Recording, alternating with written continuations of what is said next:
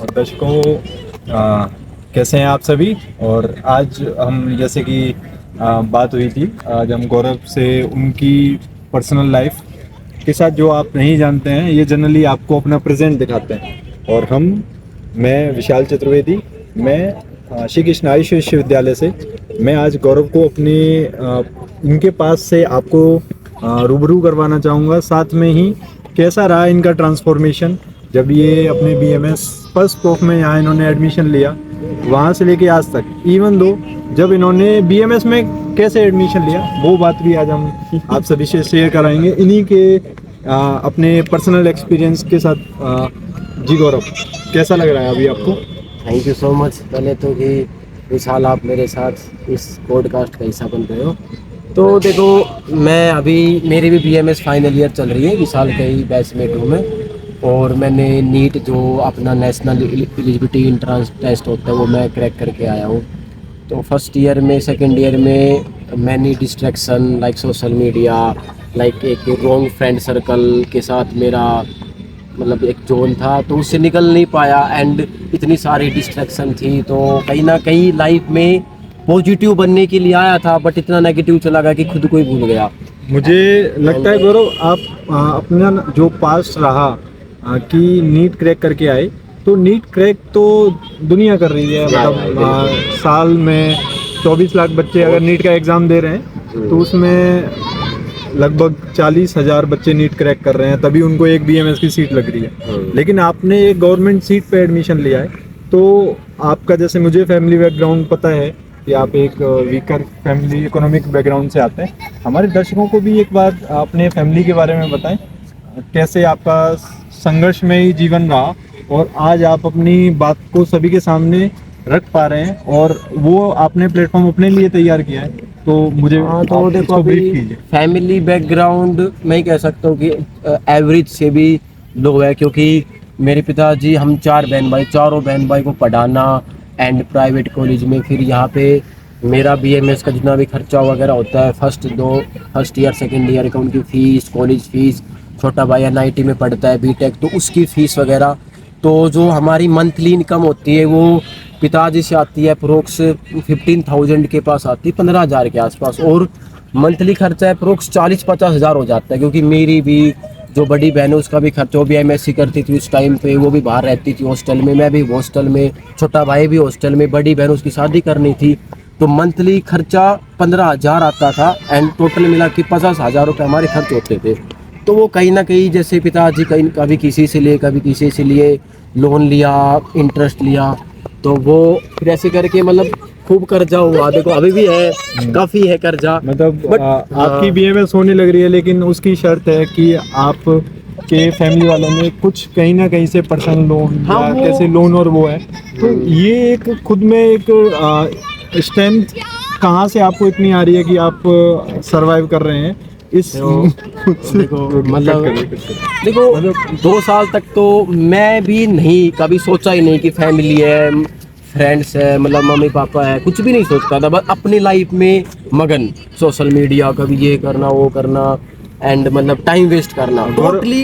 गौरव, एक बार आप ये बात बता ही रहे हैं तो मैं दर्शकों को बताऊंगा, ये बात रही होगी 22-23 की, जब हमने फर्स्ट प्रोफ में एडमिशन लिया था। तब जैसा कि मैं जानता हूँ कि गौरव का थोड़ा एडिक्शन की तरफ भी मूव किए थे और वो एडिक्शन काफ़ी हद तक, काफ़ी आगे तक था। तो आप उस एडिक्शन से भी निकले, उसमें बहुत बड़ा रोल आपकी सोशल जर्नी का भी रहा। कैसे आपकी फिजिकल फिटनेस ने आपको सपोर्ट किया, थोड़ा उस पर भी इनलाइट कीजिएगा अपने दोस्तों को कि कैसे फिजिकल फिटनेस की तरफ जो आप बढ़े। वो मेरा जो मेन रीज़न है कि मैं किस प्रकार अपनी डिस्ट्रैक्टेड लाइफ से निकल पाया, वो मेरी फिटनेस है। क्योंकि देखो, अगर पर्सन मेरे अकॉर्डिंग फिजिकल फिट होता है ना, तो वो मेंटली प्रिपेयर ऑटोमेटिक हो जाता है। तो मैं भी काफ़ी मतलब बहुत ज़्यादा, मेरे सभी यार दोस्त कॉलेज जाते थे, मैं नहीं जाता था। मैं इतना डिस्ट्रैक्टेड था कि मुझे कुछ समझ में नहीं आता था। फिर मैंने अपनी लाइफ चेंज की और उस लाइफ चेंज में मैं हरे कृष्णा का सबसे इम्पोर्टेंट रोल बताना चाहूँगा, क्योंकि उसने मेरी लाइफ को एक डायरेक्शन दी थी कि मुझे ये करना चाहिए। उस पाथ पे मैंने काम किया कि शायद मेरे लिए ये तरीका ठीक है, तो मैंने हरे कृष्णा बार बार उसका जाप किया, उसको फॉलो किया एंड जो उसने मेरे को रास्ता दिखाया कि हॉस्टल छोड़ के मुझे अम्बेडकर मिला, अम्बेडकर फिर मैंने एक टाइम टेबल बनाया, देन ये करना, लाइफस्टाइल बदलना, धीरे धीरे धीरे धीरे नेगेटिव एनर्जी रिलीज होना, और फिर सोशल मीडिया अकाउंट बनाया। मैं दर्शकों को बता रहा हूँ, इन्होंने फिजिकल फिटनेस के साथ स्पिरिचुअलिटी को भी अपना सहारा बनाया, एडिक्शन से निकलने के लिए और अपनी लाइफ को अलाइन करने के लिए। और ये सिर्फ इतना ही नहीं है कि गौरव आके हमारी तरह हमारे बीच में रह के इन्होंने एक सोशल प्लेटफॉर्म तैयार किया जिस पे ये अपनी बातों को रख रहे हैं, यूथ को मोटिवेट करते हैं फिजिकल एक्सरसाइज के लिए, और अपने आयुर्वेद जिस फील्ड में है उसका एडवर्टाइज भी कर रहे हैं, और अच्छे वे में कर रहे हैं, जिस वे में कर रहे हैं। और उसी प्लेटफॉर्म को ये आगे लेके इसलिए नहीं जा रहे हैं कि इससे मेरी ग्रोथ हो, साथ में मेरी फैमिली की भी ग्रोथ हो, अपनी फैमिली को सपोर्ट करना चाह रहे हैं। और अभी हम जानना चाहेंगे कि इनके आगे की विज़न क्या है, मतलब ये क्या सोचते हैं अपने आप को लेके। और आज से 1 साल बाद आपकी BMS हो जाएगी, तो आप 3 साल बाद अपने आप को कहाँ देखते हैं? देखो अभी जिस कंडीशन पे, मतलब मैं अभी जो अपने आप को मानता हूँ, मतलब मैंने अपनी लाइफ में कभी सोचा नहीं था कि मैं इतना मेंटली प्रिपेयर कभी हो सकता हूँ, क्योंकि आज मैं एक फुल अपने आप को मेंटली प्रिपेयर मानता हूँ। जितना मैं था उससे अच्छा काफ़ी हद तक मानता हूँ। और अभी विशाल जी पूछ रहे कि आफ्टर 3 साल, तो देखो अभी सिर्फ मैं 2 चीज़ों पे काम कर रहा हूँ। फर्स्ट जो मेरी डिग्री है BMS की, आयुर्वेद को, क्योंकि मेरा एक ही मोटिव है कि मैं जिस फील्ड में हूँ ना, उस फील्ड को मैं पूरे जहाँ तक मैं पहुँचा सकता हूँ आयुर्वेद को, वहाँ पे मैं प्रमोट करना चाहता हूँ।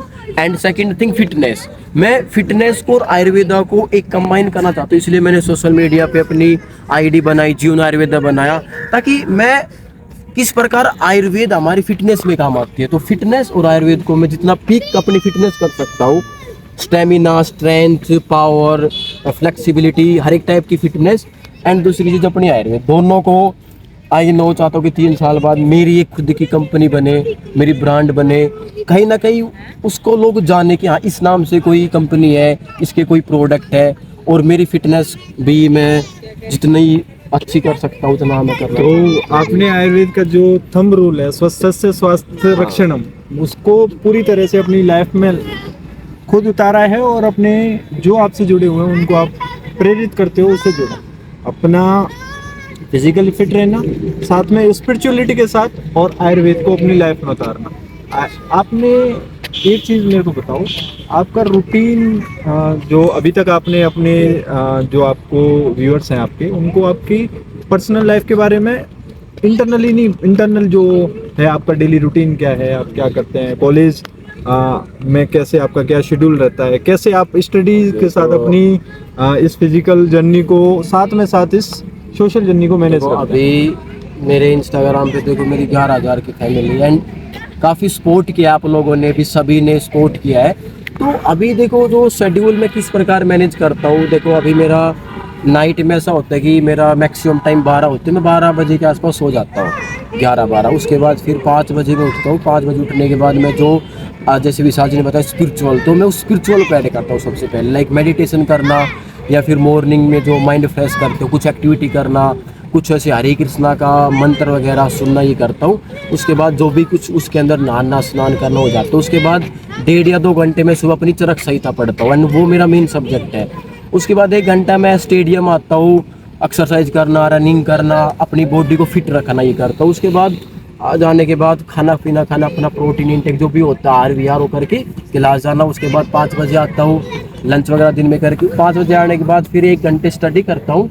उसके बाद जिम जाता हूँ शाम को, मतलब सुबह स्टेडियम में, शाम को जिम जाता हूँ। जिम में आने के बाद थोड़ी बहुत जो भी फैमिली से बात करनी होती है, फिर रात को 1.5 घंटे पढ़ के मैं सो जाता हूँ। तो मतलब मैं इस प्रकार जो वीडियो का शेड्यूल होता है, तो मैं वीडियो तो सुबह बनाता हूँ अपनी, या फिर रात को बनाता हूँ। इस प्रकार मतलब आप प्रॉपरली टाइम को मैनेज कर रहे हैं, चाहे ब्रह्म मुहूर्त में जगना से लेके आपका जल्दी बेड पर जाना, मतलब जल्दी सोना, उसके दौरान में आप अपनी पढ़ाई को भी पूरा समय दे रहे हैं। साथ ही साथ आप स्पिरिचुअलिटी जो एक अध्यात्म की आप बार बार जिक्र कर रहे हैं। मैं हरे कृष्ण महामंत्र का जाप करता हूँ, और ये कहीं ना कहीं अच्छा भी है हमारे इस आज की उसमें हमको अपने आप को मेंटली डिटॉक्स करना बहुत ज़्यादा एक अच्छा रोल प्ले करता है हमारी सक्सेसफुल जर्नी में। और साथ में आप मेरे को आपने बताया कि आप जो परफेक्टली टाइम है स्टडीज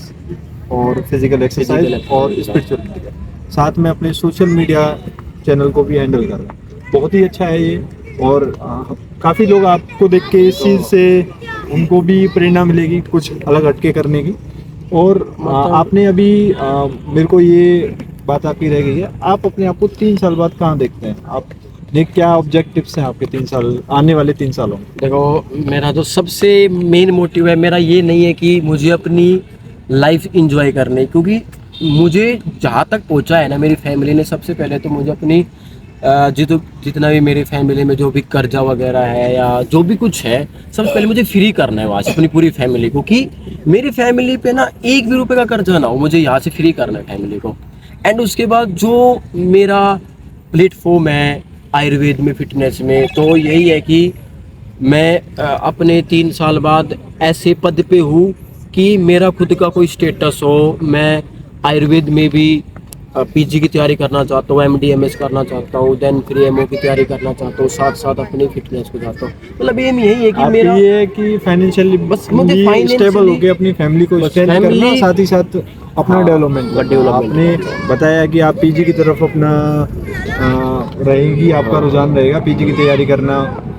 सो बहुत ही अच्छा है। हमारे दर्शक आपसे, ये आपके दर्शक हैं जो आपसे जुड़े हुए हैं, काफ़ी कुछ नया है। और देखो, मुझे ना सोशल मीडिया ने देखो बहुत हेल्प की है मेरी, क्योंकि विशाल जी, मैं देखो पहले भी मैं सोशल मीडिया यूज करता जब मैं डिस्ट्रैक्टेड लाइफ में था, और जब मैं इम्प्रूवमेंट किया तब भी सोशल मीडिया में था, लेकिन तरीका अलग है। आज ये एक परफेक्ट एग्जांपल है रिसोर्स यूटिलाइजेशन। हाँ। रिसोर्स सभी के पास है। सोशल मीडिया को हम कंजप्शन और प्रोडक्टिविटी दोनों चीज़ों में देख सकते हैं। तो कि वही हुआ है क्या मेरे हम साथ। उसको किस तरह कंज्यूम कर रहे हैं और कैसे उसे प्रोडक्टिव बनाना है। मतलब तो गौरव जी ने तो ये चीज़ अच्छे से कर ली, अपने आप में उसे प्रोडक्टिव बना लिया है। और साथ में मैं ये बताऊंगा कि आप फिजिकल एक्सरसाइज आपने, इससे कौन सी चीज़ आपको मोटिवेट करती है इसमें लगे रहने के लिए?